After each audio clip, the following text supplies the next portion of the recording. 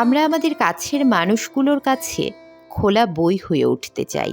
মনে পুঞ্জীভূত সুখ, দুঃখ, পাওয়া না পাওয়া, তৃপ্তি অতৃপ্তি সব প্রকাশ করতে চাই। অথচ জাজমেন্টালি সমাজ বড্ড বিষাক্ত জায়গা। তাই বোধহয় মুখ আজ আমাদের সব থেকে বড় মুখোশ হয়ে গেছে। এখানে আমরা একটা পচা আপেলের ভালো দিকটাই শুধু দেখতে পাই। নষ্ট হয়ে যাওয়া দিকটা সযত্নে লুকিয়ে রাখা থাকে আড়ালে।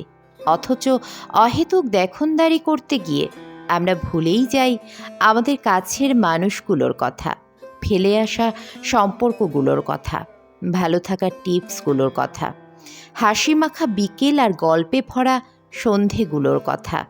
আমাদের জীবন আর জগৎ জুড়ে এখন শুধু ক্যামেরা, রিলস, ভিডিও, ছবি, লাইক, কমেন্ট, ভিউজ, শেয়ার আর ভাইরাল, এই কটা শব্দ।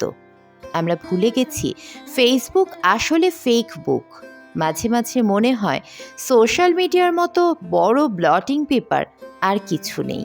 তাই তো আমাদের শিশুর মতো সোজা সরল আসল মনটা শুষে নিয়ে কবে যে এতটা আবেগহীন, রুক্ষ, শুষ্ক, কৃত্রিম করে তুলল, আমরা টেরই পেলাম না।